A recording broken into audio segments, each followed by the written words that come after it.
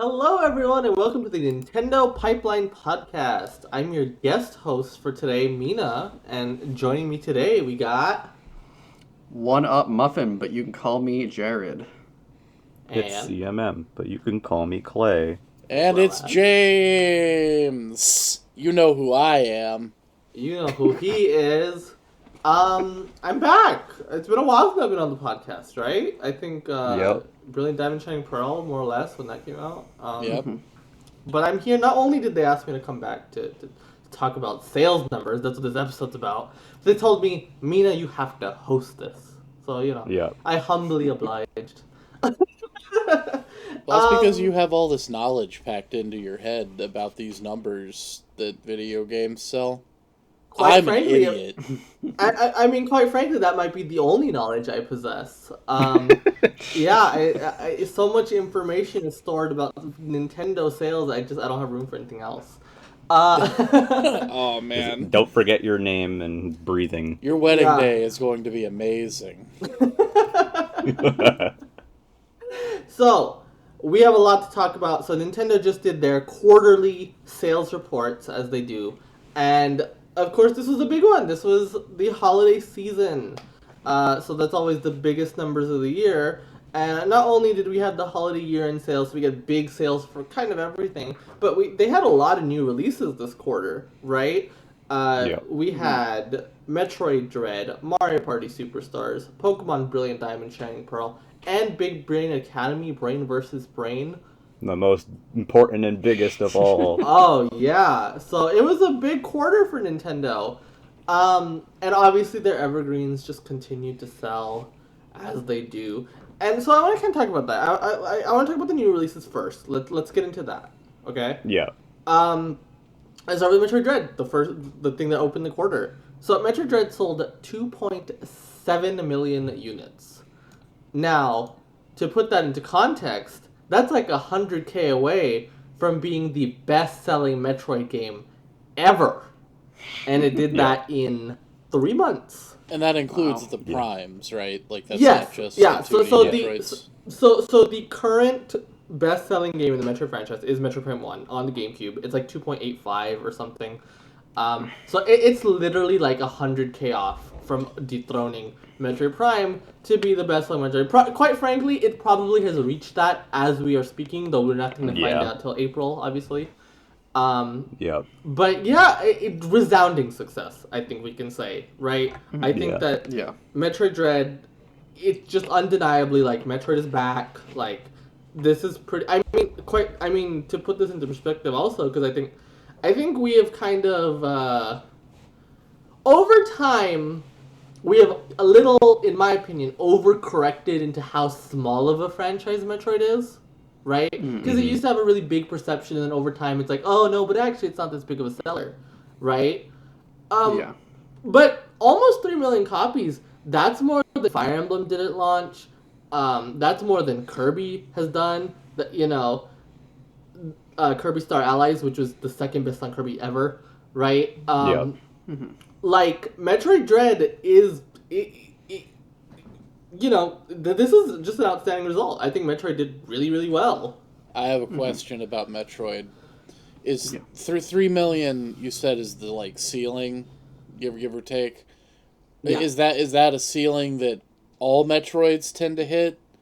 Or are we looking at like substantially less on, like, say, Zero Mission or Fusion? I mean, Zero Mission wasn't even a million seller. Okay. Metroid. Quite frankly, Metroid Prime selling almost 3 million was kind of an anomaly for that franchise. Yeah, very much the exception. Yeah, I definitely wasn't following video game sales in ye old 2003.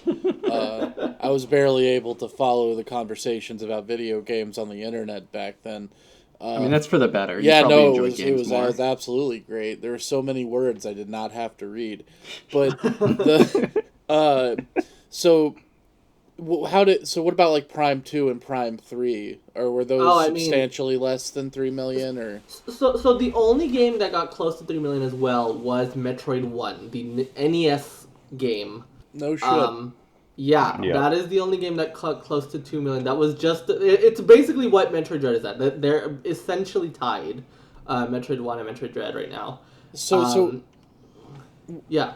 What do you think you chalk this up to? Do you think it's that everybody in video games is more like acclimated to the concept of a Metroid game now that Metroidvanias are where indies are at largely? Is it just like the thirst was real for Metroid or what? Like, honestly, I think it's kind of all of the above, right? Like I think the Switch in particular, but so indies have been carrying this genre for a long time, right? And we've had some real breakout hits like Hollow Knight first and foremost, right? And those have been hits especially on the Switch. And so the Switch audience has kind of been primed for a game like this. And I think that the stock of Metroid as a franchise has kind of risen in the gaming lexicon. Like, it kind of slowly became this, like, oh, this is this, like, long-lost, like, amazing Nintendo franchise, right? Like, these games are as good as, like, Mario and Zelda, but, like, they just don't make them anymore, right? That's kind of the conversation that was being had around Metroid. It has, like, the prestige thing going on. It helps also. I used to think of Mario, Zelda, and Metroid in, like, the same, like, the big three, and then Metroid totally fell off. See, to me, like, I never thought of Metroid as, like, the third pillar of Nintendo. If you want my honest take, and I know it's not theirs wholly, but to me it was always Mario, Zelda, and Pokemon. And Pokemon, yeah, and that's a more accurate assessment, right? Yeah. When I think of, like, the console games and, like, the, like, Super Nintendo and, like, GameCube, like, those... Right, everybody always talked about Super Metroid, but to me... I do get how Pokemon has just always been bigger. My perspective as someone who grew up with those consoles and throughout, like, this whole time period is that Metroidvania-style games always kind of skewed more toward the, like, weirdo gamer, the person who's real deep in those trenches, you know. And so I would say though with Metroid Dread, or I mean not with Metroid, with those Metroid games, with those older Metroid games, and the kind of the what's called reputation that it had, I wouldn't say it was in the big three in terms of sales. It clearly wasn't, right? You look at those old and you're like, what? But I do think there's some fairness to Metroid did have that. In terms of prestige, though, in terms of critical reception, degree. Sure, right? Sure. I mean, Super Metroid and Metroid Prime are some of the best received games of all time, in contention, constantly in talks of like, when you see a greatest games of all time list, you are guaranteed to see Metroid Prime. You are guaranteed to see Super Metroid. You know? Yeah. Sure. And so I do think that Metroid has always had a prestige to its name, maybe not reflected in sales, right? But I do think it has been important to Nintendo in that sense, at least. It helps like it helps with the narrative that Nintendo truly just does make the best games, right? Which is something they want you to think, obviously. Sure. Right? Yeah. I mean, the reality is that Zelda is, if you want to talk purely sales, Zelda's hardly up there with Mario and Pokemon as well. Like, Breath of the Wild is, sure, but... Yeah. Oh, yeah, but before Breath of the Wild, like, Zelda and Mario had a pretty big gulf, right? Yeah. But like, they would be, like, the system. They're, like, people who, like, say they're in Nintendo are most likely into one of those three series. If not all three, sure. And people are like, oh man, Zero Suit Samus is in Smash, and she's really good, and she's really hot, and I want to play that game. And then you get it, and she's in this power art. No. But no, I'm really happy that Dread did well, because Dread slaps. And I'm so happy for its success. Again, I think like we should put Dread's success into context. Like it is not up there in terms of the Switch's greatest sellers, right? But again, it's above Fire Emblem's launch, it's above Kirby's launch, and Kirby and Fire Emblem, you associate them as pretty big Nintendo franchises, right? Yeah, sure. Yeah. And so I think you know, I think it is notable that Metroid started ahead of those games. You know, more than Donkey Kong, you know. They really like advertised Dread like a huge, like their pillar game of that year, and like. Oh yeah, I mean the other games that we're about to talk about did way fucking better, right? But I do think Metroid Dread was positioned as like, this is our game this year, right? Mm-hmm. And so it kind of once again it goes back to that Metroid has that prestige, right? But again, I think this was just very much a success. You know, they even launched OLED alongside of it as kind of like a look into how they see it as this prestige title for the most, their most, special hardware or whatever. Oh yeah. That I even forgot about that. They launched it right alongside the new model. So I mean, that kind of tells you like Nintendo does see value in this franchise, right? And that's great to see. I'm very happy for Metroid. More than anything, I'm just happy that this really guarantees more 2D Metroid going forward. Oh yeah, and to be fair, Sakamoto basically already confirmed that, right? It was like, hey, before the game even came out, they're just so confident in Metroid right now and I guess Mercury seems to work on Metroid that they were just like, yeah, we're gonna do another one, Yeah. And that's very exciting. I'm happy, and I do think to frame it back into sales. Do you think what do you think this means for Metroid Prime 4? Do you feel more bullish on it? Do you feel? Tell me your thoughts on Prime 4. 5 million. Okay. That's how I think this sets an expectation. I think the Prime 4 is going to be bigger than this, and I think this is already really good, so I have high hopes for the sales of Prime 4 unless they fuck it up. I feel like this is like the floor for Prime 4 now, right? I mean, it's interesting because this game is... I'm going to say something. I don't mean this to be detrimental to it. It's kind of a by-the-numbers 2D Metroid game. Oh, I agree. It has some deviations here and there from the norm, but for the most part, it's a 2D... It's not a Breath of the Wild moment, so to speak, as much as I hate to use that phrase. It's been done into the ground over the past, 5 years. By the way, it's been 5 years since Breath of the Wild came out. Oh my god, I'm old. I was in college when that game came out. How's it feel to age? I hope your bones are turning to dust. But I think that Metroid Prime 4, when you consider its development situation and how Nintendo kind of showed up at Bamco one day and was like, woo, yikes, and gave it to Retro...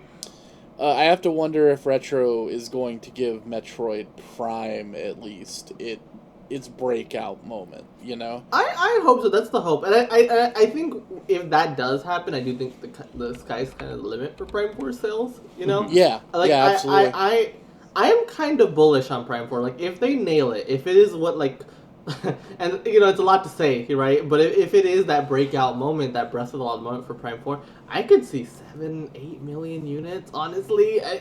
Sure. I really think that I thought I was being bold with 5. Oh, no, I'm very bullish on Prime 4 right now, to be honest with you. I mean, I didn't expect Breath of the Wild's numbers, and I know that was, bolstered quite a bit by the fact it was the only worthwhile launch title for a popular new system. But Bomberman R was there. But Breath of the Wild's legs have been insane. Oh, I mean, I would say Breath of the Wild's legs are more impressive than its initial sales, right? Yeah. It's at 3 million. Let's talk about Breath of the Wild real quick. Let's swerve a little bit. Breath of the Wild sold another 3 million, another 4 million this fiscal year. That's insane. Yeah. Very impressive. Almost 4 million. I'm sorry. It was 3.5 million. 3.5, yeah. But it'll be at 4 by the end of the fiscal year for sure. Yeah. So essentially it's averaging over 1 million per quarter. Still. Over 1 million people every single 3 months are picking up Breath of the Wild. And that game is full price, and that game is still of the year. $60. Every now and then they discount it to maybe 40? 45. Right? Yeah, 45. The game is selling at $60. It is Breath of the Wild is their third or fourth best evergreen seller, right? And to put Breath of the Wild's success into context, because I was talking to a good friend of mine, and she pointed out that, I kind of forgot about this. At the first year of the Switch, up until 2018, Mario Odyssey actually had sold better than Breath of the Wild at first. Yeah. Mario Odyssey, out the gate, sold more than Breath of the Wild. And that generally is what happens, right? Every single system, if you look at Zelda and Mario, the equivalent Zelda and Mario game, right? the Mario game will always have sold more. Galaxy sold more than Twilight Princess. Mario World sold more than A Link to the Past, etc., etc. Right? Yep. Breath of the Wild has now outsold Mario Odyssey by almost 3 million. Yeah. That's amazing. Yep. That's just incredible. I attribute that a lot to just like Breath of the Wild is just amazingly strong, like word of mouth. Like my cousin just got into Breath of the Wild this year. She's had a Switch for probably like 3 years now. But she's loving Breath of the Wild now, and it's like this game just keeps going around just because people always say how much they love it, and it's on every like best game list now. Yeah, and my sister even had a Zelda like that for a long time. My sister's not a huge gamer. Well, granted, they bought it on the Wii U, but they still bought Breath of the Wild because of the hype. They would have bought it on the Switch if they had one at the time, I imagine. But no, it is kind of insane to see. One last quick aside about Metroid Dread before we move on forever. Oh, sure. I'm here for Sakamoto's redemption arc. Oh, me too. Absolutely. Other M is a fresh nightmare that I will never forget. Terrible, just awful. But I'm glad that he landed on his feet. And everyone's allowed to have a flop, you know. Sakamoto got his redemption. Mercury Steam got the redemption. Everyone involved is just redeemed. So we're very happy about that. By the way, if you think it's crazy that Breath of the Wild has sold better than Mario, any Mario game on the platform, not counting Mario Kart, Breath of the Wild. So just imagine, okay, so it's never outsold the same Mario game on the same platform. Sure, it's pretty crazy that it did that, but it has also outsold the new generation Pokemon game on the system. Not only the new generation Pokemon game on the system, the second best-selling Pokemon games of all time, only behind Pokemon Red and Blue. Breath of the Wild has sold more than that. I think Pokemon might catch up. Especially... No, it won't, because, and I'll tell you why, Breath of the Wild consistently sells more than Sword and Shield every single quarter. Fair enough. I didn't know every that. single quarter, Breath of the Wild sells more than Sword and Shield. That makes me very happy about the state of video games. And that's not to say Sword and Shield is selling poorly. Gives me a warm fuzzy feeling. Right. Sword and Shield is selling incredibly, and I want to talk about that in a second. Oh no, I don't mean that Pokemon's bad or anything. I'm just happy I know that Zelda is doing well. But I'm saying it's not even to say Sword and Shield has amazing legs, right? Mm-hmm. It's just that Breath of the Wild is just even more ludicrous. It is consistently legs, Smash Ultimate and Breath of the Wild basically sell the same amount every single quarter. Yeah, I think it's amazing that Breath of the Wild is nearly as good selling as Smash. That's mind blowing. Because Smash to me feels like so much bigger than Zelda. Yeah, you would think, right? But no, they have been toe to toe all of this whole generation. Yeah, they are less than 2 million apart right now. Do you? Well, here's the thing, though. Here's a question for you. There's probably, I say probably, I don't know how you guys feel about this. I don't expect a Pokemon game this November. No. I think that there will be Arceus DLC at most. Mm-hmm. That's what I'm thinking. So, and Sword and Shield also has this weird distinction of being the only modern or current Pokemon game that's actually the meta to play online. The group or the Diamond and Pearl remakes are different. Arceus doesn't even have multiplayer. Yeah. Breath of the Wild's about to have its sales legs chopped off this year, right? I actually disagree. I don't think so, actually. Really? Yeah. You don't think Breath of the Wild 2 will do it? No, I think that they will sell alongside each other, to be honest with you. I think in the lead up to Breath of the Wild 2, as we get closer to Breath of the Wild 2, I think a lot more people are going to buy Breath of the Wild in preparation for Breath of the Wild 2, in fact. Yeah. That's something that I would even see, anecdotally when I was still working at game stores where, a series like Call of Duty, right? It would have a new game about to come out and people would kind of go in and grab the most recent one kind of in preparation for it. Has that sort of effect. Mm-hmm. And that's kind of what I see for Zelda. That's a weird thing that I would not expect the common video game consumer to but nothing about the Switch software sales and Evergreens in particular is common, right? All of this defies logic. And And, you know, we can see that in particular. Let's look at Mario Party, right? So Mario Party Superstars, right out the gate, has sold as well as Super Mario Party did when that came out, right? About, almost 5.5 million. It's just above what Super Mario Party did in its launch quarter, right? So Mario Party Superstars off to a great start, but here's the secret. Super Mario Party, which I think all of us would agree, should not be selling any more copies, because Mario Party Superstars has come out and it's just so much better. Neither right? Should be selling. Well, sure. But Super Mario Party is continuing to sell. Its legs have not been cut down any sort of way, despite the release of Mario Party Superstars.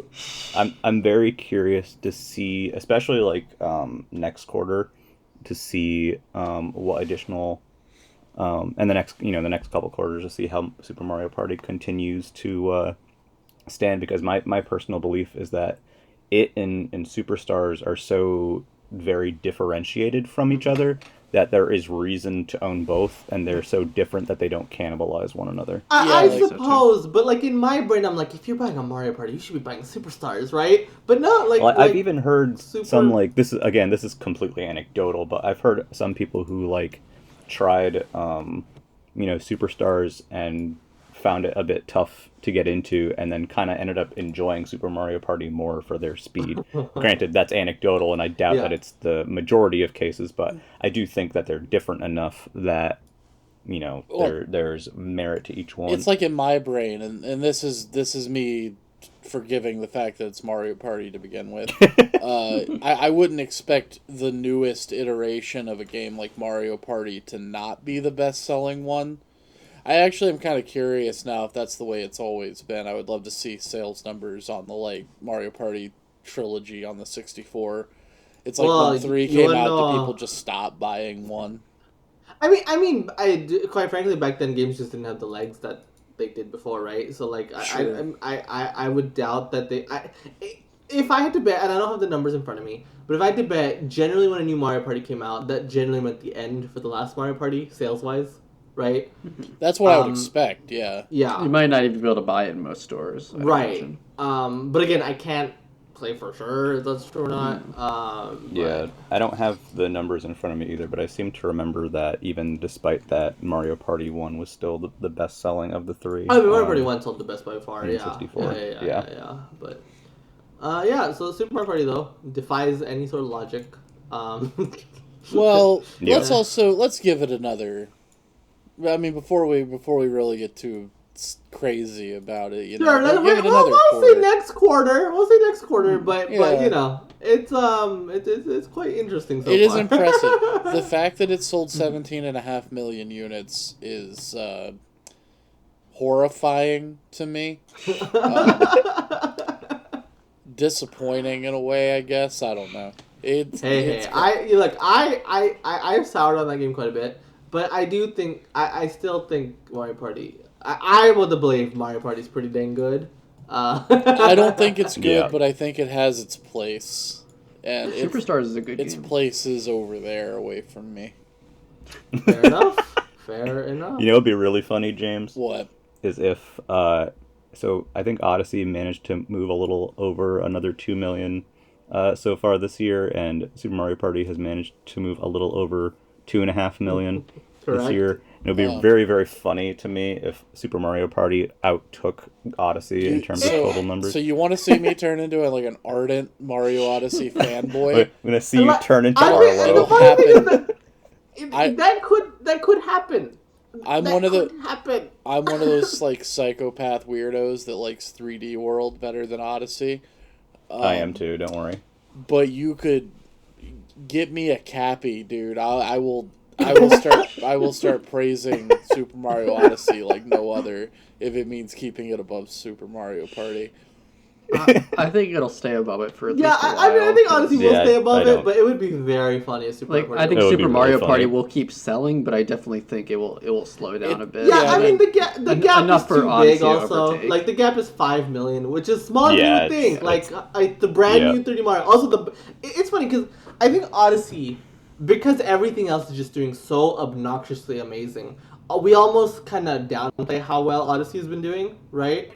But Odyssey is still the best-selling 3D Mario game by a wide margin, right? Yeah. Almost double Super Mario Galaxy, which is the second best-selling 3D Mario. Has continued to sell really well. And if this was any other generation, selling 2 million copies 4 years after release would be seen as very impressive, But because we are in Bizarro world, and it just it seems way less than impressive than it actually.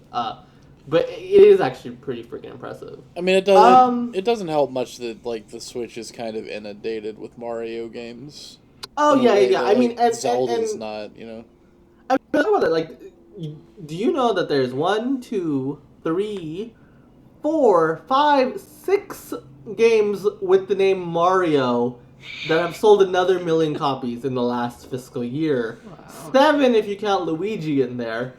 There's a lot of Mario games, but they're all doing pretty dang well, including Mario 3D World. Mario 3D World is almost at 9 million units. That's amazing. It's done that within a year. Very impressive performance for 3D World and Bowser's Fury. For half a port. Redeemed. Yeah. That redeemed. game. Skyward Sword even outpassed its original game, yes, it did. which is not Skyward Sword common. Has outdone its original release, which basically never happens. Well, so did 3D World. Yes, 3D World did by a fair margin. It almost doubled. Also, 3D World added more content than Skyward Sword did. That was on a more popular platform. That's fair. Sure. I agree with that. I mean, Skyward Sword also came out after the Wii was essentially dead, to be fair. And I meant Skyward Sword was on a more popular platform. Yeah, sure. Mario 3D World only did 5.8 million copies on the Wii U, so it's almost doubled what it's done on the Wii U. Well, that's pretty much everyone who had a Wii U. Yeah, that's a good chunk of Wii U owners, but it's probably gonna double it within the next 6 months, honestly. I mean, it's going to move to 10 mil soon. Yeah, it's definitely gonna be a 10 million seller. By the way, so previously the record for 10 million first party sellers, the amount of first party titles that have passed 10 million, on a system, the previous record holder is the Nintendo, not the Nintendo, the Wii, or the Wii or DS? I don't remember. I think it was DS. It was one of the two. One of them has 9 and one of them has 10 million sellers. The Switch now has 13, if I recall correctly. There's at least 10 or 12 on this list. It is absurd. The amount of 10 million sellers, and there's still so much to come, right? 30 World's gonna pass that barrier. Pokemon Arceus is gonna get there. Breath of the Wild 2 is gonna get there. When it's all said and done, the Switch is probably gonna have 20 10 million sellers, which is double what the Wii and DS had. The Wii had 9 and the DS had 10. By the way, and the DS had 10. Looking at the charts. Yeah. And one of those 10 million sellers, by the way, is Luigi's Mansion 3. Just crossed 11 million units. I never thought Luigi's Mansion would become a big series. Yeah, I mean, on the 3DS, it did extremely well for itself. It definitely did. I think what it ended up doing, over 5 million or something, or 6 million, yeah. And I thought that was impressive, and I also believed that it would do even better on Switch. But I don't know that I saw it going to double-digit million. Oh, I mean, the jump it's gotten from its 3DS entry is mind-boggling. Luigi's Mansion is a tentpole franchise now with with the numbers it's pulling. How much did one sell? Luigi's Mansion 1 did 2-3 million. I don't remember. That's a GameCube game. It's a GameCube game. True. And then the second game did 6 million. So it's been on the rise, but Luigi's Mansion 3 just defies all odds. It is done so incredibly well. It's massive. Yeah, it's not. I guess it's not quite enough to be on this top-selling 3DS software list because it's not in the top 10. But what's interesting is the number 10. You said it was around 6 million for Luigi's Mansion, probably. Yeah. Everything. The number 10 is also around 6 million. It's Tamagotchi Life, and now I'm man. When they drop Tamagotchi Switch, it's gonna go. Oh, that thing is gonna do so well. That's gonna sell 20 million copies, and everyone's gonna shit their pants. I would not be surprised. It's probably one of the last. I think the last major 10 million plus seller on 3DS that does not have a Yeah, Switch it's equivalent. the only game on the top 10 3DS software that doesn't have a sequel on Switch yet. Yeah, so I mean I'm sure that is not even if I'm sure they are perfectly aware of that. Even if the I think sequel is a Miitopia was port. like a training for that. Well, we could talk about Like them getting Miitopia that, like, now then. That Yeah, I mean, 3DS like porting technology. Miitopia was a port. It outdid its 3DS version already, 1.6 million copies. Yeah. Good for Miitopia. Yeah, and HD 3DS games look nice on the Switch, like HDified 3DS style. Yeah, I think they Miitopia, they did a lot to Miitopia to its visuals. It's definitely not a simple port. It is definitely not a simple port. Like, they put a lot of work into it, and it paid off seemingly. Like, it's doing well. It'll continue to do well. These kind of games tend to have really good legs, right? Like me-focused games in the past have just really good legs. So good for Miitopia. Also, by the way, so let me talk about a special trio of games. WarioWare Get It Together, Big Brain Academy, and Game Builder Garage, all crossed the million units. Now, Game Builder came out in June, WarioWare came out in September, so it took them a little bit longer. Big Brain did that immediately. It came out in December. It came out in December, and it immediately shot to 1 million copies. And these numbers, by the way, they end at the end of December. Yeah, they end at the end of December. It hit that, Big Brain Academy it hit that before the end. It hit that before it was out for a month. Wow. Yeah, it came out on what, the 8th or something like that? Yeah. It's literally like 3 weeks of sales, more or less. Like, that's insane. Do we think Big Brain's at like 3 million now? Oh no, I don't think that high. I think most of its sales will be in the holiday season. But nonetheless, like, and I wouldn't be surprised come next holiday that it shows up on the million seller list again. You know, I would not be surprised at all. Yeah, and hey, WarioWare and Game Builder, like, I don't think anyone expected those games to hit 1 million so quickly. No. Game Builder in particular, Game Builder was like, I was not expecting that to be 1 million seller at all. I actually would have, of those three, I would have said that WarioWare would have been the one that would have made it over the line. Just because it has name recognition. I didn't realize how many people out there liked Big Brain Academy. Oh, yeah. Yeah. Do we have, I don't know if this, do we have like hard numbers on what the DS game did? Big Brain Academy on DS was a pretty big seller, but nowhere near Brain Age. Brain Age was clearly... Yeah. Brain Age was just way above. Big Brain Academy Brain on Age DS, would be so high if they could sell it in America. Big Brain Academy on the DS did 6 million copies. There's a VG sales fandom wiki, and I was like, well, I don't know if I can trust these numbers, but they're literally referencing install base. Which, that's because crazy. I'm on install base right now. I'm looking at the install base. So this says for the DS and the Wii versions of Big Brain Academy, the DS did 6.15 million, and the Wii version did 3.3 million.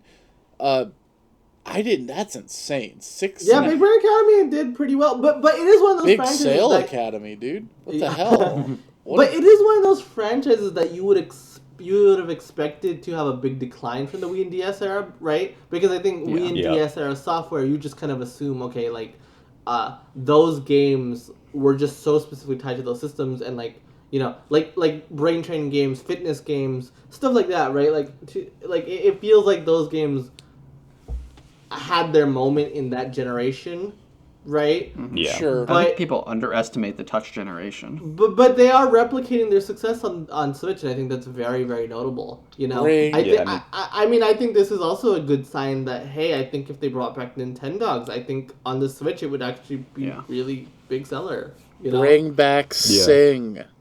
I need more Hotel Dusk. You know, another game that is not on the million seller list for this year, from what I see, but has still been doing very consistently and is also from that era, is Clubhouse Games.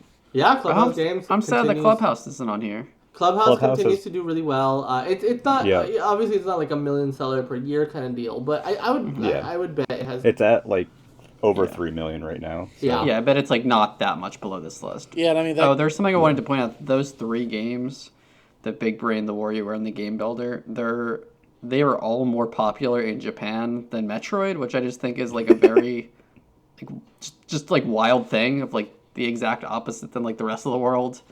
That like Japan still like they like Metroid, but like they would rather Game Builder, WarioWare, and Brain. I mean, Game Builder in particular. Game Builder in particular is notable because the ratio is basically 40-60.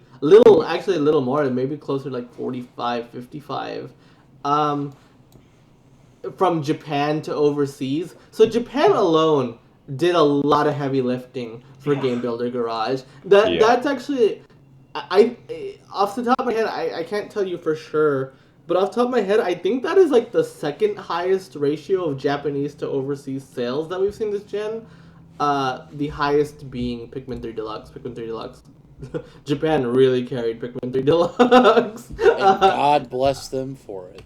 Oh wow, I didn't know that. Yeah, Pikmin is kind of wild that it did that crazy in Japan.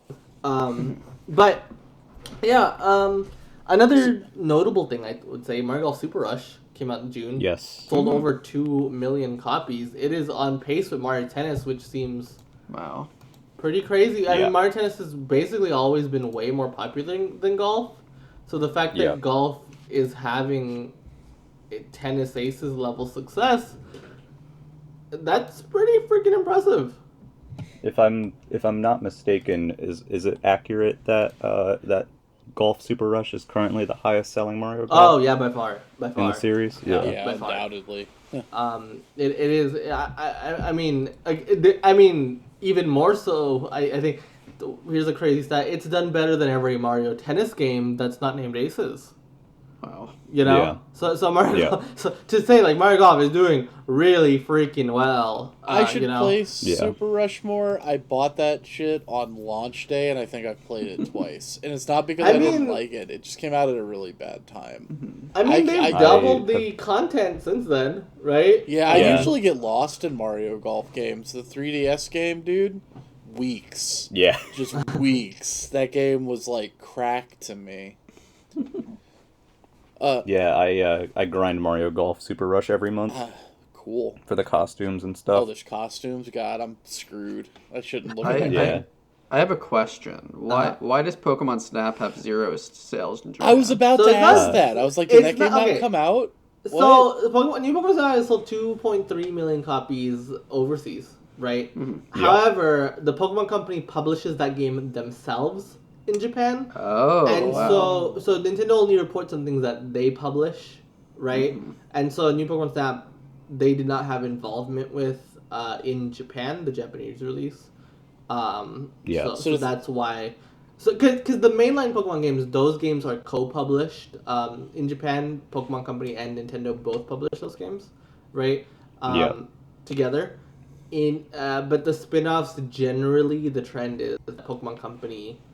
And that's not always true. Like Mr. Dungeon is published by Nintendo. It's kind of a crapshoot sometimes, but sometimes Pokemon Company just goes it alone for whatever reason. So what you're telling me is that's really interesting. So it's sold more than 2.36 million. Oh yeah. Okay. By another, at least I think like 400K. I want to say. Interesting. Yeah. Probably that 2.3 is a little misleading for sure because Japan is obviously a big market for Pokemon. There's like an asterisk that says like this title is licensed to be sold as a Nintendo product overseas. So I didn't know what that meant. And now you know. That asterisk generally it just means like they didn't publish it in Japan, but they did publish it overseas. So right? that's a pretty good turnout for a Pokemon spinoff. Yeah. Right? Oh, awesome. Definitely.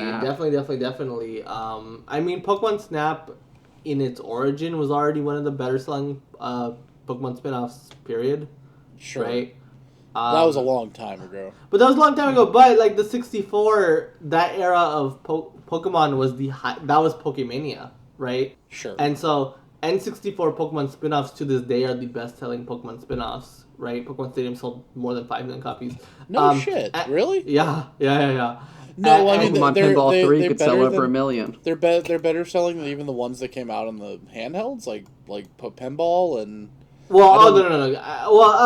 Actually, I'm pretty sure Pokemon Stadium is the best-selling Pokemon spin-off, like, period. That's wild, dude. I could be corrected on that, but Yeah. Well, it's because the N64 had such a comparatively low install. Okay, so Pokemon Pinball basically did the same, just a little bit less, but yeah, basically the same. Interesting. Pokemon Pinball did 5 million. Yeah, Pokemon Pinball did 5 million. Why don't they make a new one? They did. It Great was question. on the GBA. Make a new one. Another new I don't one. think GBA qualifies as new anymore, James. Yeah. I know. I'm just giving them shit. I'd like to point out right now, by the way, that New Super Mario Bros. U Deluxe managed to move another like 2.28 million this year. Yes, it did. It got if I remember correctly, at least based on if you look on Nintendo's Japanese site to look at top selling their top 10 units or top 10 selling games, you'll see that Ring Fit's at the very bottom of the list, and right below it would be New Super Mario Bros. U Deluxe. Right below it would be New Super Mario Bros. U Deluxe. Ring Fit has pushed it out now. Ring Fit also pushed out Splatoon in the top 10. It did. Yeah. Yep. That's wild. Yeah. So there's no Splatoon on here, which is actually weird. So Splatoon 2 does not have the kind of legs that everything else does. Yeah. I imagine obviously Splatoon 3 also has a little to do with that. So Splatoon obviously has been a huge success this gen, right? But it generally does like another like 500,000 to like 700K ish a year, not quite a million. Right? Was this the first time it hasn't been on the top 10? I think this is the first time this. Yeah. Yeah, it is. It is the first time that it got kicked out of the top 10. I mean, this is the again, we have that Luigi's Mansion, Splatoon 2, and Mario Deluxe are all games that have sold more than 10 million, but that is not enough to be a top 10 on the Switch anymore. Yeah. No, you got to be a JRPG fitness game that uses two weird peripherals. I mean, starring a gigantic bear dragon man. Isn't it? If I remember correctly, isn't it still pretty much the best-selling new JRPG in recent memory? It absolutely is. It is. Which game is that? Ring Fit Adventure. Oh, okay. I phased out when you said JRPG, but then I came back when you said. It's the best-selling new IP or JRPG for sure. It's also the best-selling JRPG not called Pokemon.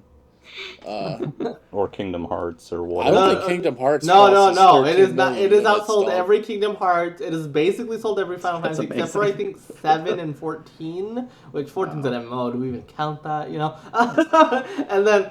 And like Dark Souls 3 and Monster Hunter World, if you even count those as JRPGs. Monster Hunter is not a JRPG. Dark Souls is not a JRPG. Dark Souls, I would give it to you on the most technical of definitions. But that is to say, Ring Fit has sold more than almost every Final Fantasy, definitely more than every Dragon Quest, more than every Persona, all these series. Like it's sold way more. Ring Fit. Look at that. Best JRPG. I mean, Pokemon, obviously, is number one. Finally, JRPGs are good and make you strong. Well, it's like we spoke about it briefly before we started recording, but Ring Fit and I guess to a lesser extent Game Builder Garage really carried Labo's weight, huh? Yeah, I mean, Labo was a big failure, right? But that team bounced back real quick, right? Like, Ring Fit came out a year after Labo, a year and a half. And Game Builder did another. I mean, Game Builder basically did as much as the best-selling Labo game. It was a budget title. And it was and that game also got worth mentioning. I mean, the marketing for Labo, I'm sure, was way more than the marketing for Game Builder. Yeah, I'm sure it was more expensive too. Yeah. Now there is a lot of talk that I don't necessarily agree with about a game on this list that has sold an insane number of copies. Are you talking about Animal Crossing? I'm talking about Animal Crossing New Horizons. Yeah, I want to talk about that. I want to set the record straight. But yeah, go. Before we go on to that, there was a lot of buzz around that game being boosted by the pandemic. 2.0.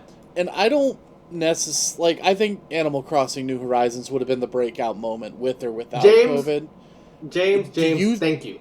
I wholeheartedly agree with that. Do you think Ring Fit Adventure would have been as big of a success without the need for people to have a way to exercise inside in a fun way? Yes and no. I feel like because I do think Ring Fit Adventure came out at the perfect time to be boosted by COVID. I think Ring Fit definitely got a boost from the pandemic. That is undeniable. There was like an undeniable demand for exercise at home because of COVID, right? However, I do think it's worth noting, even before COVID, because COVID really got its start worldwide in March of 2020, right? Yeah. Even before that, though, Ring Fit came out September 2019, 6 months before that, and it was consistently sold out for those 6 months, and it had done a couple million already by that point, right? So I do think Ring Fit, like, was already gonna do really, really well. But I do think the pandemic helped that game a lot in terms of, like, you know, just undeniably, people wanted to be able to exercise at home. Well, right? And I think that it made a lot of people aware that it was an option. You know? Yeah. I mean, I think it made people realize that the game exists, and and to its credit though, like, because the thing that annoys me about the COVID conversation, the COVID bump, when it comes to Ring Fit and Animal Crossing, is like it's not like people picked up these games it's like COVID made these people pick up these games, right? It's that these games are really appealing, right? And are just really, they happen to be very well suited to the times we're in, right? But they are fundamentally very appealing products, and I think it's unfair to just attribute their success to COVID did it. Right? I think Animal Crossing still sells amazingly. I think it sells a little less though. Maybe a little less, but I think it still sells. I think it still ends up doing more than basically every Switch game not named Mario Kart. I really do. Oh, sure, yes, I agree with that. Well, it was Animal Crossing's turn. Like, after the 3DS version sold almost 15 million copies, it's like that. The next one that's on a popular I think people don't console, realize that, right? Like, New Leaf on the 3DS sold massive, like 14 million copies or something, right? With legs. Like, that sold that over the course of, like, 6 years. And so, like, if that did it on 3DS, and every 3DS to Switch has just been, like, such a huge bump, right? There's been this pent-up demand for Animal Crossing. Like, it was always destined to be just huge. It skipped a console. It's very anecdotal, but I was talking to a friend, and they were like, oh, like, for the pandemic, like, I was supposed to, like, get, like, a trip for, like, a present, but, like, I couldn't go on a trip because of COVID, so I asked for a Switch and Animal Crossing. And Animal Crossing, yeah. I mean, COVID undoubtedly has just helped the platform in general, right? Like, I think the demand for the Switch has risen. It's kind of ironic, right? Like the hybrid console, the one that's big deal is you the can one that you can take it on the go. You can take it wherever you want to go, but you can't go anywhere because you're going to get I think it still works so well in like a house with like multiple people. Oh, it absolutely does. Yeah, when you think like, oh, everyone's stuck at home and we only have 1, 2, maybe 3 TVs and we have 4 or 5 people in the house, right? Suddenly, people having their own screen to do things is a very enticing proposition. Well, even without multiple people in a house, if you work from home and you're sitting at a computer desk and you just have your Switch sitting there on the side, being like, it's a very convenient console. I mean, even without accounting for COVID, like I think our lifestyle, society, right, is just trending more in the direction where convenience kind of trumps all. Right? Yeah. Right, sure. Yeah. And so the Switch is just a product that makes sense for the times that we're living in, you know? Like, it is just, like, a very smart product. You can play your Animal Crossings, you can play your Marios, you can work out, you can do anything. You can play Skyrim. You can do it all. If you really want to, for some reason, in the year of our Lord, 2022, you can play Todd Howard's Greatest Mistake. Now, there's 3 games I haven't talked about yet. Before we move on to the final topic, which is hardware. Most people put hardware at the top. I don't think that that's the most important story. I don't either. No, it's the least interesting by far. Yeah, it is the least interesting. Because I care what people are playing, not what they're playing at all. Right. Yeah. But we will touch on it. Don't worry. If that's what you care about, we're almost there. There's a certain elephant in the room. But there's a certain elephant in the room. And so I'll talk about these 3 games. So Animal Crossing, first and foremost. So there has been this idea that has been, I've seen it on forums, I've seen it on Discord, I've seen it in our Discord, that Animal Crossing we won't name names. has poor legs. right? What? I have seen this idea quite a bit. Animal Crossing, it had this huge start, but it just feels like Nintendo hasn't been able to capitalize, and it's led to a lot of missed potential with Animal Crossing. Hasn't it doubled since launch? If Animal Crossing has poor legs, it has sold another 5 million copies this fiscal year, right? That is more than every other game they released this fiscal year, except for Pokemon Diamond Brilliant, besides BDSP and Mario Party Superstars. And has done more than Smash Ultimate, which has amazing legs, more than Breath of the Wild, which we established has amazing legs, Sword and Shield, etc. It has done better than all these games. Animal Crossing is the second biggest game on the Switch, and continues to be the second biggest game on the Switch. I think it's worth mentioning that... So the third bestseller on Switch right now is Smash Ultimate, and the difference in units between the two of them, with Animal Crossing in second, is roughly 10 million. So it's not exactly exactly in contention. And it came out a year and a half after Smash. Yeah, it came out way after Smash did. And it had significantly less of a consistent post-launch hype cycle. If anything, the post-launch cycle for Animal Crossing was a lot of disappointment from the people playing Animal Crossing. I mean, in the last 9 months, Animal Crossing has sold about a third, more than a third, of Animal Crossing New Leaf's lifetime sales. Yeah, I don't understand. I actually hadn't seen that anecdote because I don't hang out in the sales channels, but I would find that pretty funny. Yeah, that is it's absurd. What do these people expect? The Switch, I know you said you're going to talk about hardware soon, but the Switch just recently crossed 100 million, right? Yes, it did. And we'll talk about that means that 40% of the people that own the console own Animal Crossing, correct. And that is just a ridiculous attach rate. Animal Crossing, it's not a Mario game. 40% of the people that own this console own Animal Crossing. And so I think I would firmly say that Animal Crossing is basically number 2 to Mario Kart in terms of their most important franchises. Animal Crossing is just that big of a deal. That's insane. It's Animal Crossing may as well be I'm not saying it should be the face of Nintendo, but we were talking earlier about Mario, Zelda, and Metroid. Let's have a conversation about Mario, Animal Crossing, Pokemon, and Splatoon. Yeah, it's kind of wild. I assume it's crazy. It is very crazy. I assume the next one you're going to talk about is the actual elephant in the room, the 43 million. Yeah. Before we go to that though, I do want to mention, obviously I'm sure that 2.0 and Happy Home Paradise helped on some level, and I think they will continue to help this game's legs, but they are not the only reason why that game. Oh no! That game would have legs no matter what.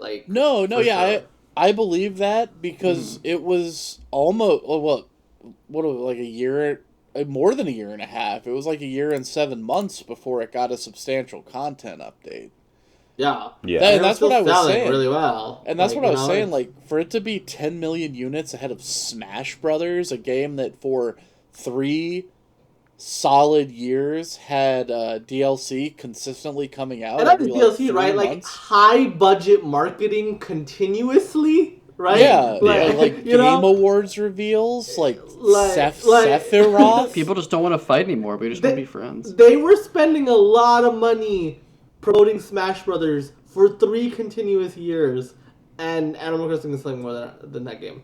Yeah, I don't know what people want from it. Did they expect it to sell another 25 million units this year? I don't know. There's this absurd idea that there's missed opportunity with Animal Crossing, and I fail to see how a 37 Animal Crossing Horizons is going to end up being the best selling new release this generation. It's gonna pass Red Dead Redemption 2. It's past basically every Call of Duty this gen. The only games that are sold better are games that came out last gen, like GTA 5 and Minecraft. It's gaining on Mario Kart. Yeah. But let's talk about Mario Kart. Mario Kart has basically sold once again, in 9 months, has sold what it essentially did Lifetime on the Wii U. So yeah, I want to talk about that real quick. We joked about how 3D World is almost double what the Wii U version was. The Wii U version of Mario Kart 8 versus the Switch version, you're looking at almost a different by a factor of 9. There's one caveat though, is that they advertise they sell those like Switch like bundles with Mario Kart all the time, and those No. It is not all the time. They only sell that bundle on Black Friday weekend. Oh, is that only that? Yeah, that is only Black Friday weekend. That is 3 days out of 365. Like, Mario Kart does not get an asterisk, okay? And if you want something wild, that box with the Mario Kart included on it, that bundle actually sells pretty well. Like, that bundle sells so well. Like on eBay. It sells out immediately. And it sells more. It sells for more than like a Switch plus the game. That's how hard it is to find that box if people want it. That's amazing. That is so stupid. I've seen it. I'm just like, I don't understand. 43 million units. Okay. Wow. It is going to sell 50 million units at a minimum. It has passed Mario Kart Wii, which everyone thought was impossible, right? Mario Kart Wii was going to be forever and ever the peak of the franchise in terms of sales, right? And Mario Kart is not only has passed that, but it's gonna blow past that. Well, right? It has sold more than Super Mario Brothers, the NES Super Mario Brothers. So Mario Kart Deluxe is Nintendo's best-selling single release outside of Wii Sports ever. Wow. And it continues to sell. It continues to sell. It's not stopping. It's not like it is their second best-selling game this year. Period. Like, I would just like to take a moment and be thankful that Mario Kart Wii is no longer the best-selling Mario Kart. Taste finally won. We finally defeated it. I wanted to just touch on that for a second. Just Mario Kart's continued popularity. It's just it's the perfect mix of everybody fucking knows how to play Mario Kart, and they're also really fun games. Yeah, anybody. And I think it's a hard balance to strike. Do you want to know it's just one of those games that anyone can play, and anyone can do nasty. Well. Do you want to know something nasty? Give me the nasty. Yeah. It is only 2 million copies away from selling more than Pokemon Red, Blue, and Yellow combined. Not even Red and Blue. You throw in Yellow, and it will still sell more than those games.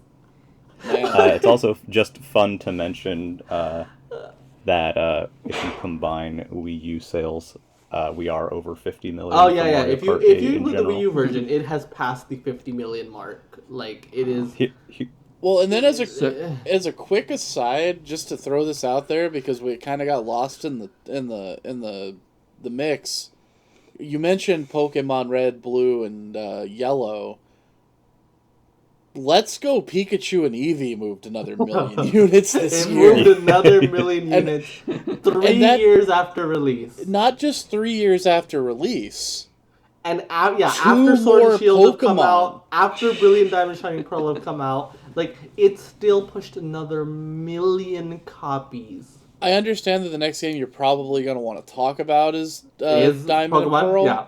Yes. And Diamond and Pearl are going to overtake Let's Go. It's very close. Diamond and Pearl in a month and a half. It probably already has. Are just 400K away. Okay, passing. They already have passed it. Or no, not 400. 40. Yeah. 400K. It is 400K away from passing Let's Go. It has definitely passed it by now. So this is by far the best opening that a Pokemon remake has had. Easily. It's so funny because there's so much doom about it. In a month and a half, it has sold more than Heart Gold and Soul Silver. Bless. It is going to outsell Omega Ruby Alpha Sapphire, which is the best-selling Pokemon remake. It is literally 500,000 away from outselling Omega Ruby Alpha Sapphire. Less than 500,000 actually. And quite frankly, it's probably going to become so because right now all the new generations of Pokemon are those are the best selling Pokemon games. There's never been a remake or spin-off or anything that has sold better than the worst selling new generation of Pokemon, right? Which is Pokemon Black and White. Yep. This game is gonna pass Black and White. This game is going to pass Pokemon Black and White. Do you think that the Diamond and Pearl have a risk of having their legs cut off by Arceus, or do you think it doesn't matter? No, because I think the fact that you pointed out Let's Go proves that point entirely, right? I think that the Pokemon games this generation have just done a really good job differentiating themselves. Sword and Shield, Let's Go, BDSP, and now Arceus just offer so fundamentally different experiences, right? They're just so different that I think that there's continued appeal. Like, I think the fact that Let's Go is continuing selling says it all. Like, I think BDSP will have better legs than Let's Go did. You know? Absolutely. Yeah. And Let's Go had really good legs, quite frankly. Absurdly good legs. It should not have had that good legs, and it did. Right. You know? I mean, it's still in the top 10 best-selling... Which, that's actually kind of a trend. If you look at the other console, the handhelds at least, Pokemon is a pretty consistent presence in the ends top up 10. being... In all of their handhelds, Pokemon takes up 2, 3, sometimes even 4 slots in that top 10. The 3DS has 4 slots. Wow. X, Y, Ultra, all the mainline 3DS Pokemon games. Though, in fairness, Let's Go will probably be pushed out by Ring Fit. I think so. But I say that, but then immediately goddamn Arceus is gonna be back on that top. Because Arceus already sold almost 7 million units. It is very relevant. That game came out a week ago. Sword and Shield in a week sold 6.5 million copies. The previous best-selling first week for a Pokemon game was 6 million. It has sold 500,000 more in the first week than any other Pokemon game. The previous record holder, by the way, was Sword and Shield and BDSP tied, which is so stupid. I think Arceus really just gave it a kick in the ass. Arceus, we'll talk about Arceus pretty soon. Yeah, I'm getting the game this week. I'm excited. Off to an amazing start. Good for Arceus. Yeah, good for that game. I'm glad it's doing well. I mean, we are now and speaking of Pokemon sales, I don't know if you guys saw, but the NPD for 2021 recently released, a few weeks back, maybe 2 weeks ago, I think. No, a little longer, 3-4 weeks ago, right? But 2021, Matt Piscatella tweeted this out. It was the highest level of Pokemon dollar sales that the NPD has ever tracked. As a franchise. That's extremely significant. So are we living in Pokemania version 2.0? We are currently living in Pokemania version 2. Yes. This is Pokemon is now seeing heights that it has not seen since the Game Boy. Wow. It's so funny to me. Pokemon is one of the very few franchises in any medium that I've ever seen such a disparate feeling between how the games do and how the super fans react to it, you know? The gulf between how people online seem to expect Pokemon to be received versus how it's actually received, it could not be any different. Oh, I mean, we kind of glossed over it, but Sword and Shield has just been such an amazing success this gen, right? Again, it is the second best-selling Pokemon in new generation. It has outsold Gold and Silver, which, again, Game Boy was the heights of Pokemania, right?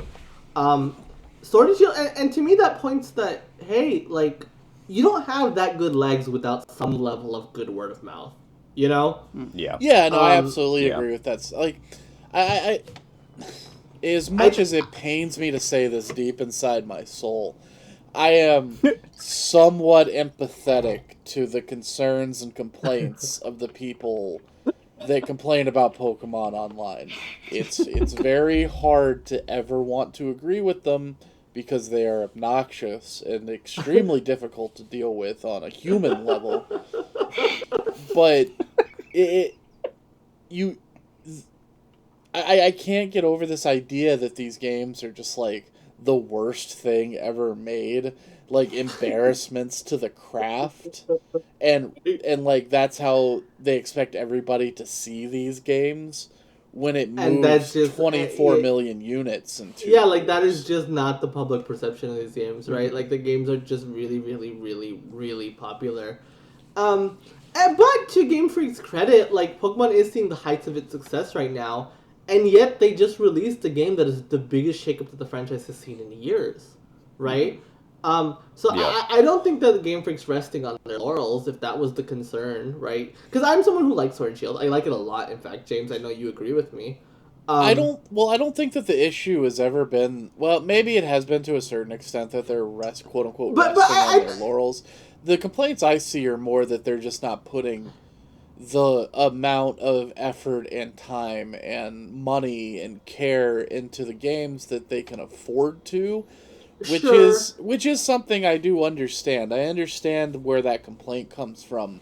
But I also have to wonder, if like, what are their goals? You know, maybe their goal is to just make a simple JRPG that kids can enjoy, and that adults can enjoy too, if they, you know, kind of bring themselves down to like not like bring their expectations down to that of a kid's game.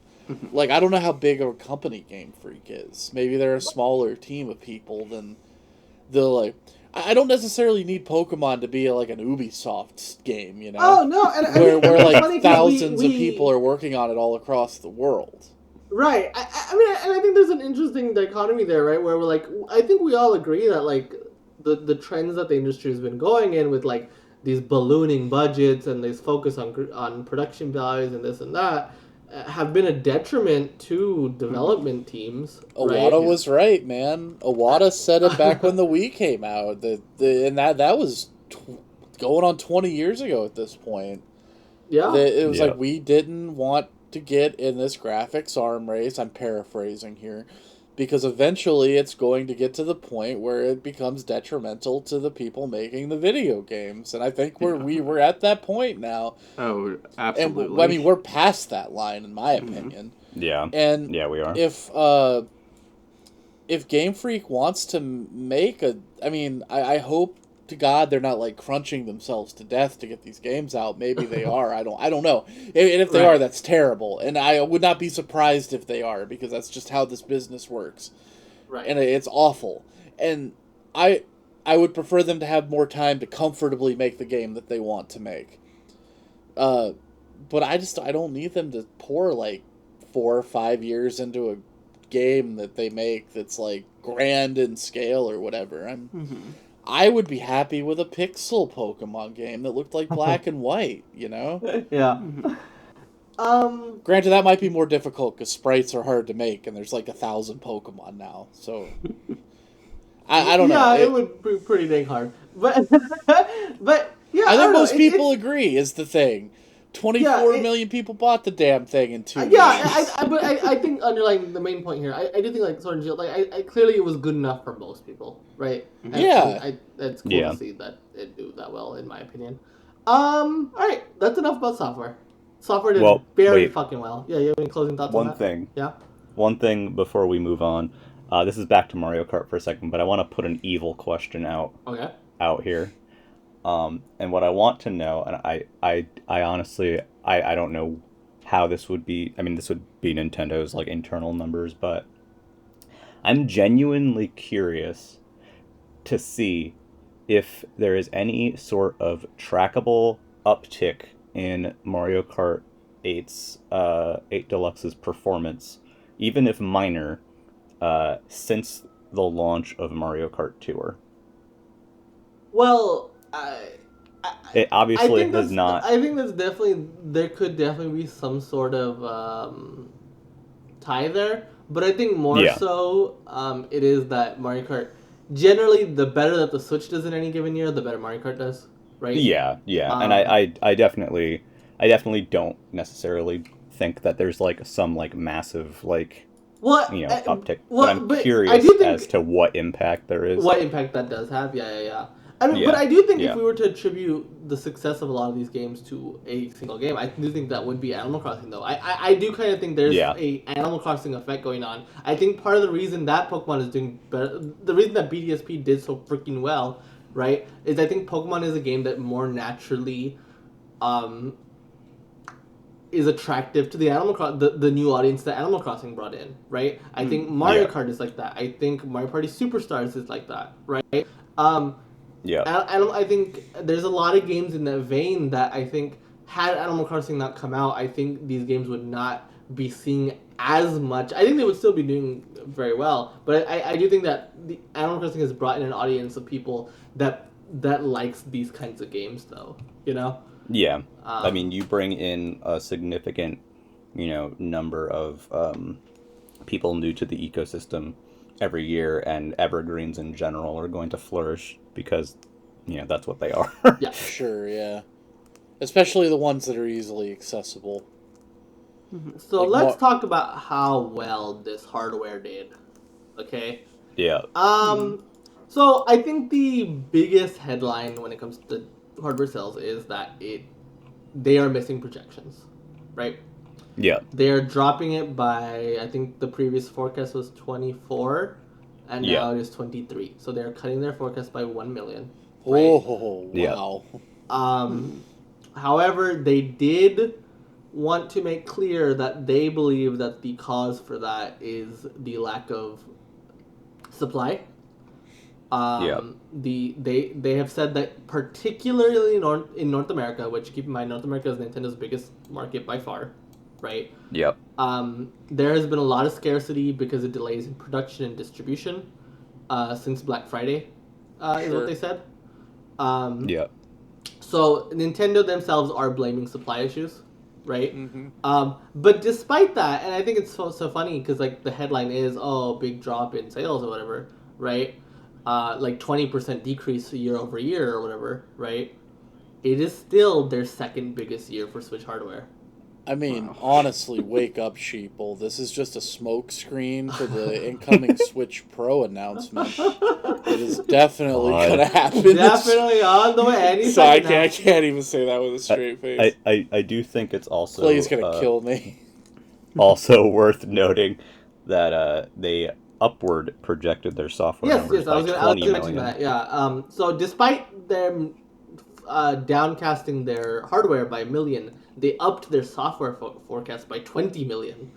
They were previously expecting, so I think it was 200 million units of software, and they're now forecasting 220. I might have got those numbers wrong, but I'm pretty sure I'm right. I believe that's accurate. Yeah. That must mean they're announcing Mario Kart 10. 20 million. That's where those 20 million units come from. That's where those extra 20 million. Yeah. Yeah, I just made that up.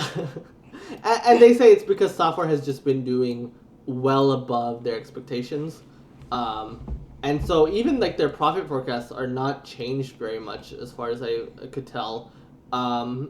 They're still expecting to have a certain amount of revenue.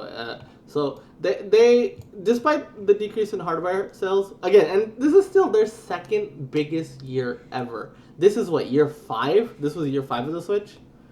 Yep. A system having its second best year in year 5. Or I guess year 4. Yeah, we're starting 18, 19, year 5. 20. No, 21 was 5th year. Because 17, 18, 19, 20, 21. Oh, yeah, good point. That was its 5th year. I can't either. So, in its 5th year, it had its second best year ever. I mean, I can't tell you if that's true for other platforms, but I can damn well tell you for Nintendo platforms, fuck no. That has never happened before. No, Nintendo platforms falls off. By year 5, Nintendo platforms look very sad. Well, it's like what we were talking about earlier. By 2011, the Wii, Skyward Sword came out on a more popular console than 3D World did. But 5 years into the Wii, there wasn't a lot coming out. 2011, that was year 5 of the Wii. Yeah, that's what I was saying. The Wii was sad towards the end. Can you, because I have also seen people being like, oh, is the Switch going to have like Wii level like drop off? And the answer is clearly no. The answer is clearly no. Like, it is selling more than the Wii.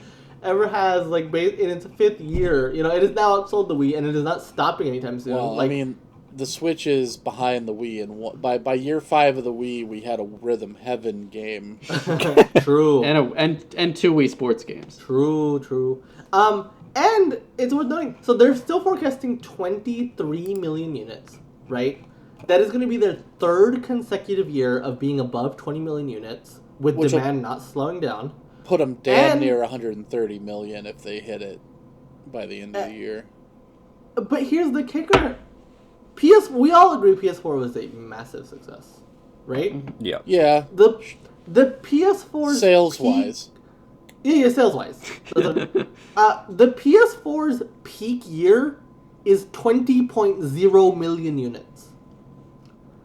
Wow. The Switch is going to have 3 consecutive years where not only outdoes the singular peak year of this PS4, 3 consecutive years of doing that, and in some cases doing well above that. Even this year is going to be 3 million units above PS4's peak year. See, this is why I'm glad we brought you, because I don't have any room in my head for that kind of knowledge, but it's funny to know. Yeah, it is definitely funny to know. And I want to be clear, like I know that four people hanging out in a Discord call recording a podcast about how well a big corporation's video games have sold. We probably sound like sycophants. Oh, absolutely. I want to be clear, at least on my part. I just find this interesting based on where the culture of video games is leaning. Yeah. We're not saying yay, big company makes more money. Yeah, I don't want it to come off like that. I just think it's extremely interesting to know how things are doing, how the things that I like are doing. You know. Yeah. I mean, with games, it's like, okay, if game I like does more money, then I can get more games I like. Yeah, exactly. Like, Metroid selling well means I might get another Metroid game. Mm-hmm. Yeah. You know? Yeah. That's why I think the numbers are important. Hey, to be clear, though, I don't think you have any explaining to do, because if you made it an hour and 20 minutes into a sales podcast, I think you're pretty dang interested. Yeah, cut NES _ cut that out and put it at the beginning so they know I'm not a nerd, please. The thing I find most interesting about the hardware numbers, looking at them, it's actually kind of about the overall hardware numbers versus the overall software numbers, is you're looking at a attachment rate of almost 8 games. It is. Oh, it's crazy. Nintendo system having this kind of attach rate is like unheard of. If you compare it to even the 3DS or, God forbid, the Wii. I mean, the Wii is actually, I think their highest attach rate. That is interesting. I didn't expect the Wii's attach rate to be that good. I expected all the 90-year-olds that owned it just for Wii Sports. Just because they could move their arms to play tennis would drag that down, but I think the difference between Wii and Switch in that regard, because Wii has had a really good attach rate, but it was all concentrated in titles that had Mario or Wii in the name, sure. Right? Whereas with the Switch, you look at the top 10, sure, it's got a lot of Pokemon now, but it's a pretty varied list, right? Splatoon is over 10 million. Ring Fit is above 10 million. Luigi's Mansion, Animal Crossing, all these franchises are doing better than they ever have before. And so the success of the Switch is kind of spread out in a lot of different directions, which I find very fascinating. Well, what's also interesting about it is I feel like it actually is doing a better job of achieving what they set out to do with the Wii. Yes. Because the Wii was always about, they talk about the quote-unquote blue ocean. The people that don't play video games, generally speaking. Yeah. They were trying to hook those people and turn them into people that do play video games. Which they did. I don't think they achieved that as well as they wanted to. Or at least if they did, they failed moving into the Wii U and the 3DS because both of those systems were down pretty substantially. Well, the 3DS less so, but still, the 3DS only sold about half. It was still a 50% decline. Yeah, right? yeah. It wasn't as devastating as the Wii U, but it was a big drop. Whereas the Wii, I think the Wii, there was a lot of interest in all the titles that had Wii in the name, right? Which is a very temporary thing. Whereas this game, like, if you become a fan of Animal Crossing, if you become a fan of Smash Brothers, Zelda, what have you, right?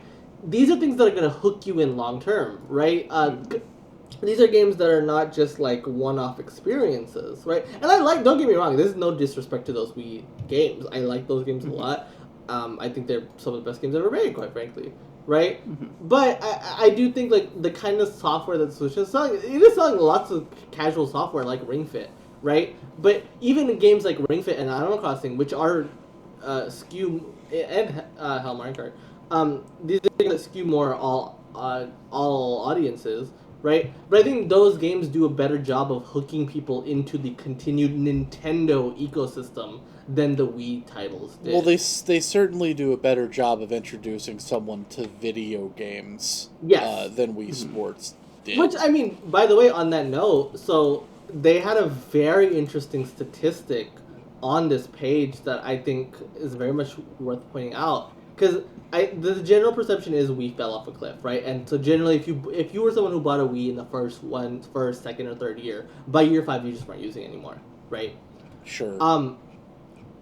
They said that this year, 2021, last year I should say, from January to December, they had 98 million annual users. And so that's you could say annual users is a silly statistic, like someone who used it at least once throughout the year.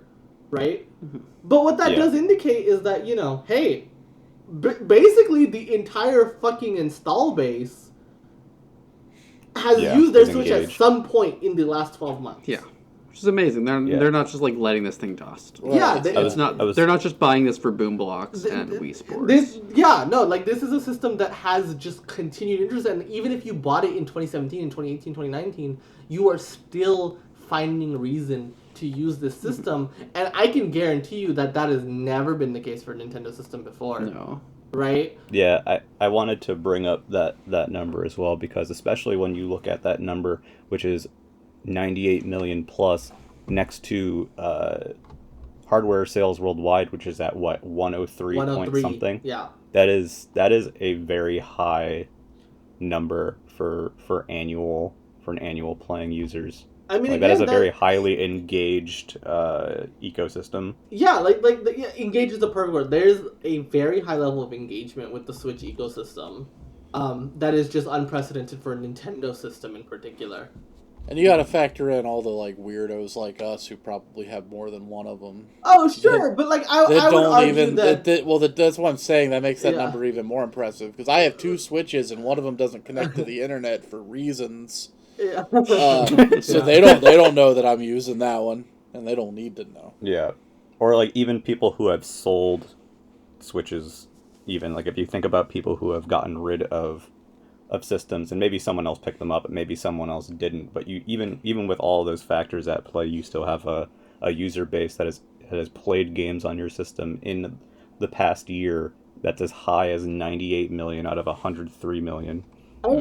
Basically 100 million people are playing their Switch at least once in the year, That's just so impressive. That is just a really, really impressive statistic. And I think points to, because I think there's been a lot that has been said on, can the Switch maintain this momentum going into a successor, right? Because we all love to point out the drop between Wii and Wii U, the drop from DS to 3DS, right? But the fact that that they have a very clear, hey, people are still using this fucking system, people are still buying software, people are still doing this and that, I think that bodes really well for Nintendo's future prospects in hardware. As long as they don't do something stupid, name it I don't even know, the Switch Eye, the 6 Switch or something like that, what is a 3DS? Switch OLED Plus. Yeah, the new Super Switch 9. I don't know. I don't know. Furukawa seems to me like a businessman, right? Mm-hmm. He kind of keeps his mouth shut. He doesn't put himself out there like Iwata did. He seems to work very much behind the scenes. I get this is based off of literally nothing but how well the Switch is done. I get the vibe that man seems to know what he's doing. Yeah, I mean, you know, and this is something that he specifically talked about, right? Was that we want to make sure that we are sustaining an audience going into our next generation platform. That is, I'm paraphrasing him, but he literally said that, right? Like, they understand the importance of not just having this great success right now, but maintaining that success. I didn't know that he said that, but that does not surprise me based off the vibes I get from him. Whenever I've read the words that he has said. Yeah. So that actually gives me a lot of hope that we're going to get a backward compatible Switch 2. I mean, I think a lot of people clean upgrade. Fingers crossed. It's going to play all the games. It's going to play them better. I just want the Switch 2 to be what the PS5 is to the PS4 and the Series X is to the Xbone. Just please give that to me. That's all I want. I think a lot of people interpreted that sentence that he said in the same way, and I would be inclined to agree. Like, that's kind of my read on their future plans as well.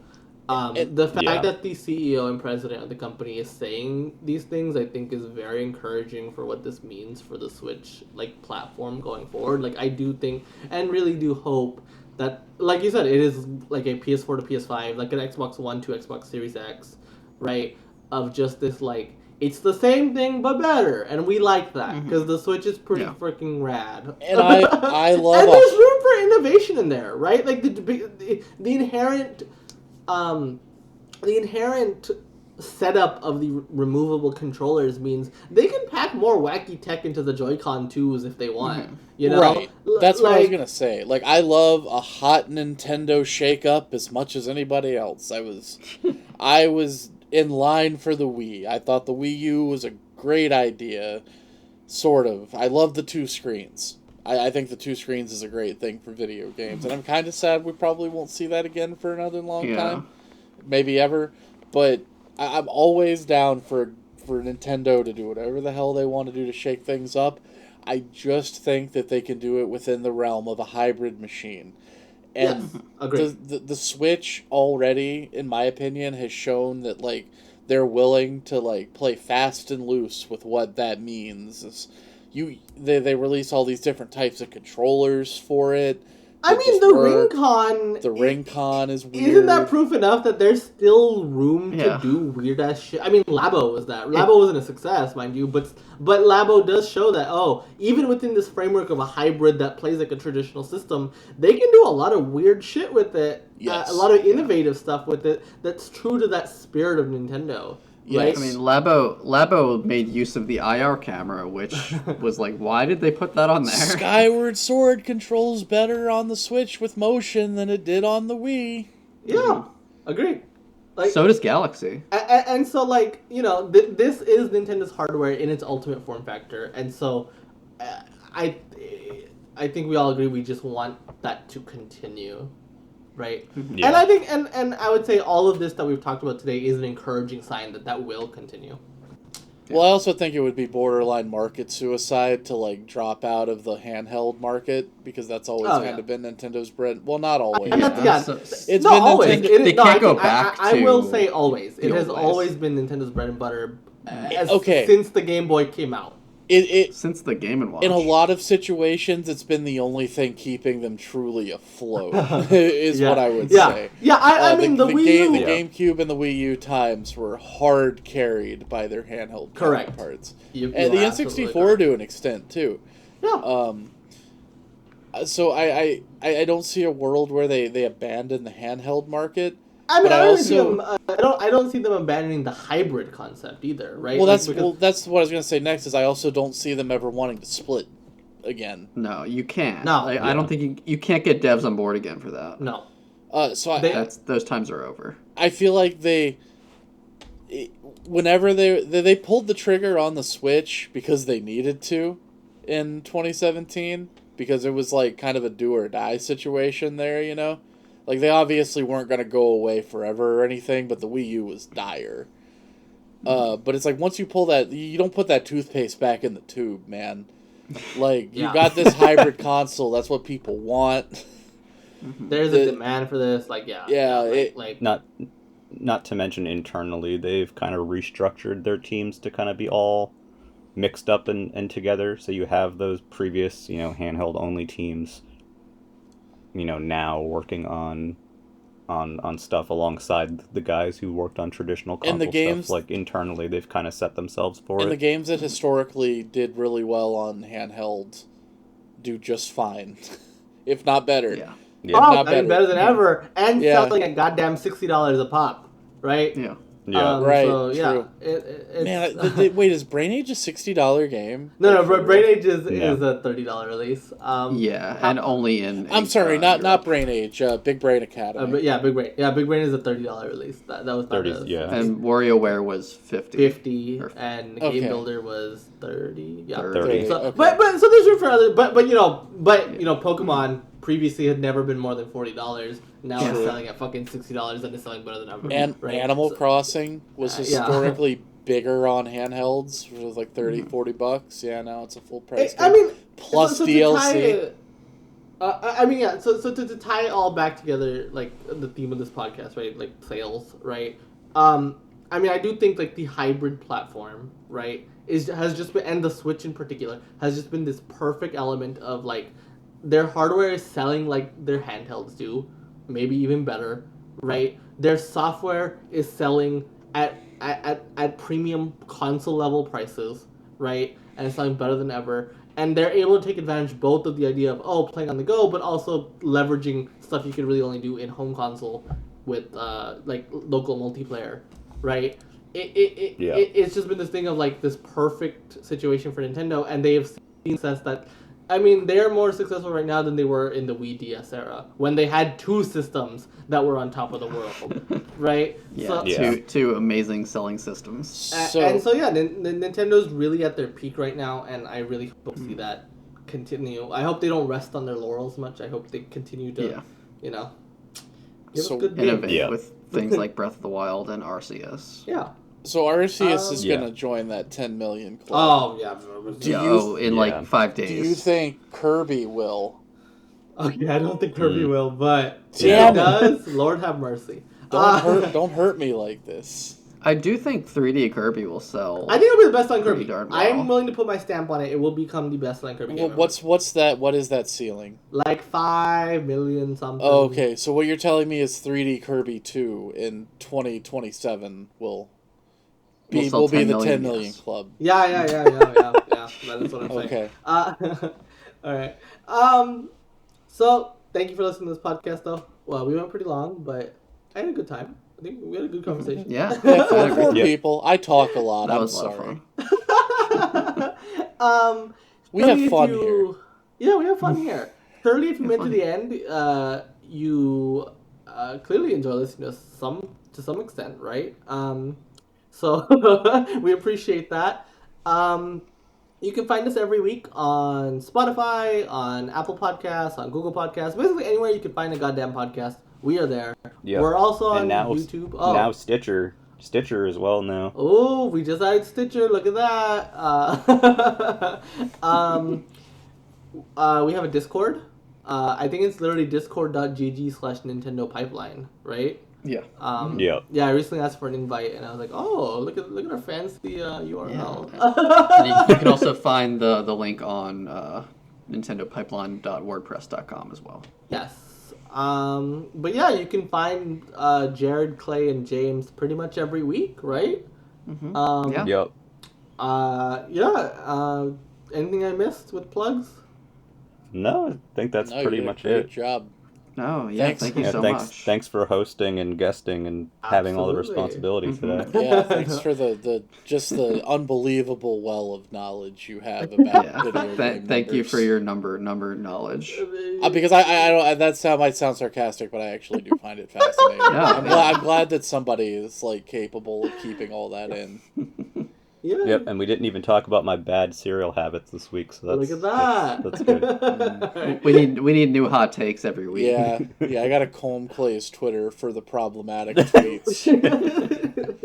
I heard that one. Well, thank you for listening, everyone, and we'll see you next week. Have a good one.